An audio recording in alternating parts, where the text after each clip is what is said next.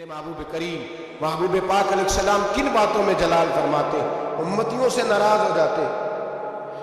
हजरत उमर की शान से तो कोई इनकार नहीं ना कर सकता। मेरे महबूब ने खुद फरमाया मेरा उमर जिस गली से गुजरे शैतान रास्ता ही बदल जाता है।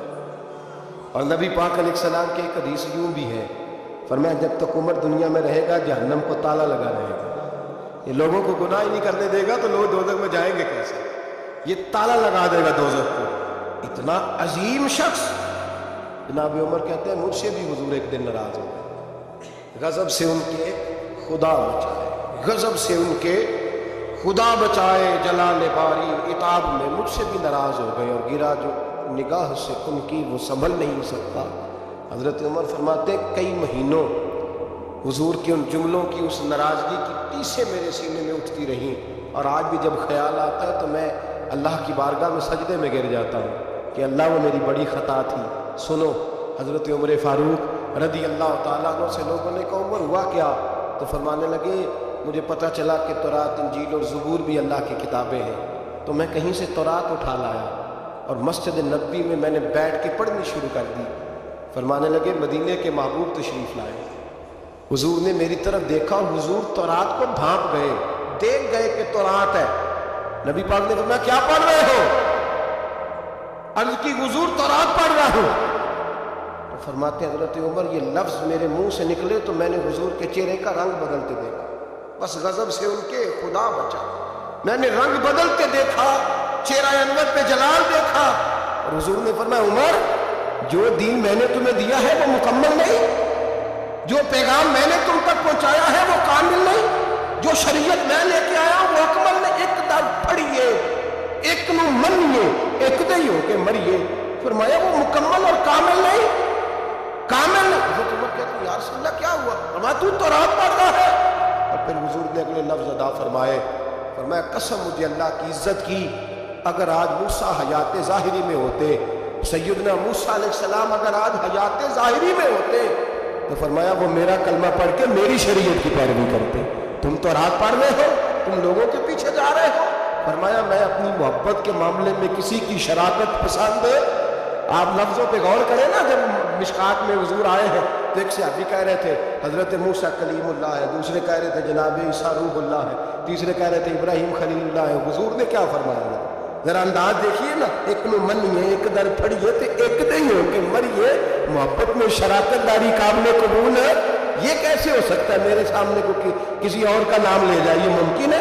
कोई नहीं। मियाँ शेर मोहम्मद शरकपुरी रहमतुल्लाह ताला अलैह रियाकारी पे बात कर रहे थे, दिखावा ना करो, दिखावा ना करो, किसी और को अल्लाह की इबादत में शामिल ना करो। उनका एक बेली कहने लगा मियाँ साहब समझ नहीं भी लगती कि रब करीम को क्यों इतना नापसंद है, कोई और भी देख ले, क्यों इतना नापसंद है?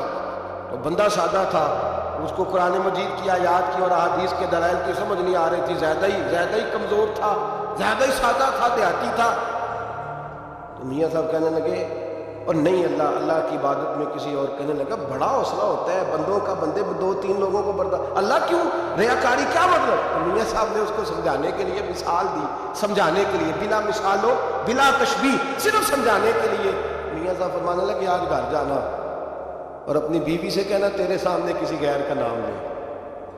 कहने लगा हुजूर ओदी मैं जुबान ना कट देगा, फिर रहना सु मेरे घर ही रहना सु ना लेके। तो आप फरमाने लगे तेरा तो हौसला एक दूसरे बंदे का नाम का नहीं है, हालांकि तू उसका मालिक तो नहीं, सिर्फ उसका खामंद है और अब तो तेरा मालिक है, अल्लाह मालिक है, उसके सामने तो शराकत दारी करे। मेरे हबीब पाक अलैहिस्सलाम ने मोहब्बत में शराकत दारी को पसंद है। एक सहाबी कह रहे हैं हजरत इब्राहिम खलीलुल्लाह, एक कह रहे हैं जनाब ईसा ज़बीहुल्लाह, हजरत इस्माइल ज़बीहुल्लाह, तीसरे कह रहे हैं मूसा कलीमुल्लाह, चौथे कह रहे हैं हजरत ईसा। हुजूर आए और मैं क्या कह रहे हो? आला व आला हबीबुल्लाह, वो सारे अपनी अपनी शानों वाले हैं। तुम मेरी तरफ देखो, मुझे अल्लाह ने अपना महबूब बनाया है, मैं अल्लाह का महबूब हूं। तुम दाएं बाएं क्यों देखते हो? मेरी तरफ देखो।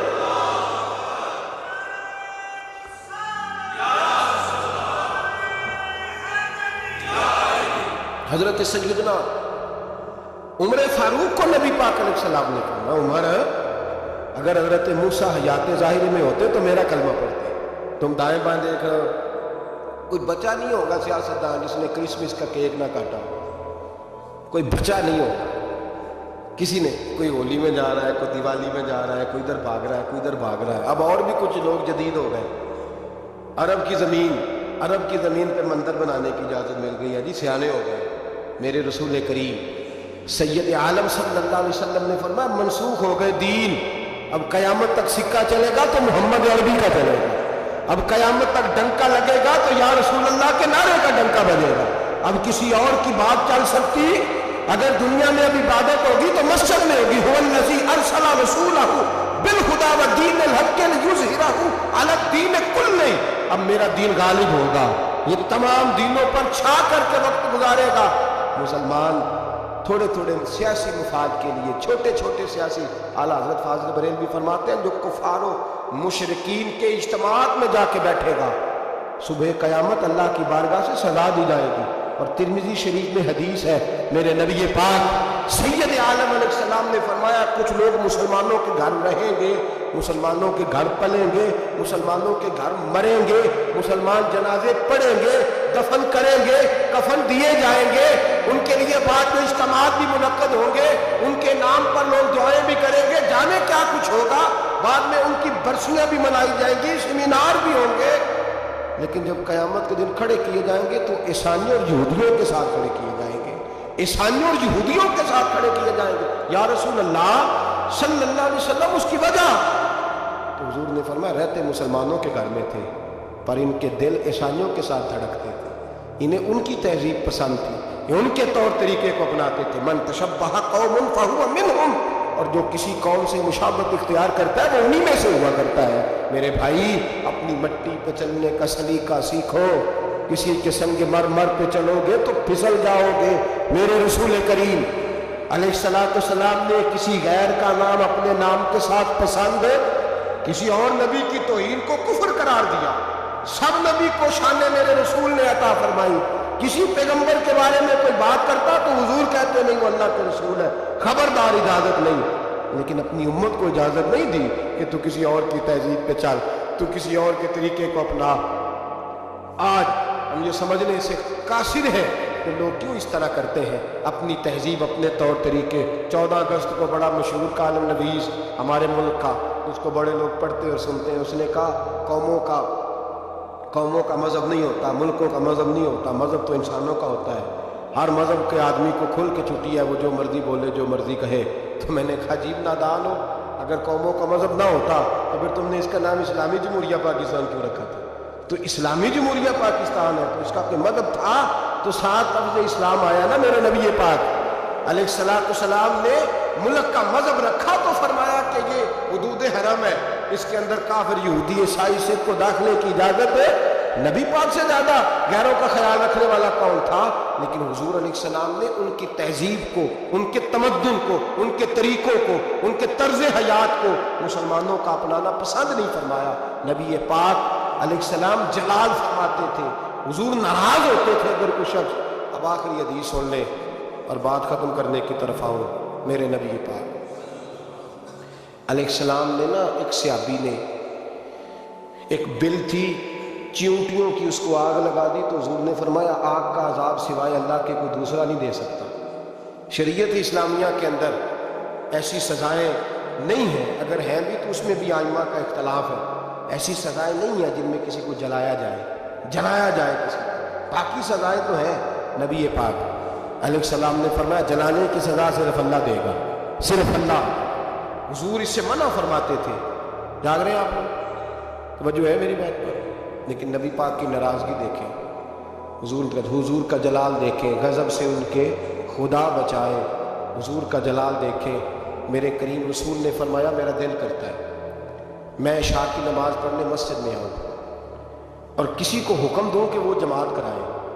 میرا دل کرتا ہے, یہ بخاری مسلم, کسی کو حکم کروں کہ وہ جماعت کرائے اور خود میں مدینے کے جوانوں کو ساتھ لے لوں, لکڑیاں کٹھی کر لوں. اور فرمایا جو لوگ عشاء کی نماز پڑھنے نہیں آتے میرا دل کرتا ہے ان کے گھروں کو آگ لگا دوں, جل جائیں وہ, برباد. اتنی ناراضگی. حضرت ابو ہریرہ جی حدیث سنایا کرتے تھے تو رویا کرتے تھے, فرماتے تھے اتنا سخت غم.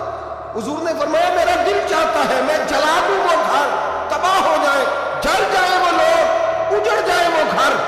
इस घर के बसने वाले इशा की नमाज पढ़ने मस्जिद में मैं जला दूं। तू कैसे कहता है मेरे घर में बरकत आ जाएगी और मैं नमाज ना पढ़ूं? तू कैसे कहता है सुकून आ जाएगा और मैं नमाज पढ़ने ना जाऊं? जिससे रसूल पाक ही नाराज है, जिससे नबी पाक ही नाराज है, और हुजूर फरमाते हैं फलां घर बर्बाद हो गया, तो आबाद कैसे हो सकता है? खुदा ने उनकी जुबान को वो इख्तियार दिया, जो निकली मुंह से उनके वो बात हो के रही। मेरे हबीब पाक सैयद आलम अलैहिस्सलाम ने फरमाया दिल चाहता है जला दूं। अगर मुझे औरतों का ख्याल ना होता, अगर मुझे बच्चों का ख्याल ना होता, तो मैं जला डालता वो घर, जो घर के रहने वाले कलमा तो पढ़ते हैं पर मस्जिद में नमाज पढ़ने कितने हम लोग मजे के साथ, ढटाई के साथ, अब तो सियाने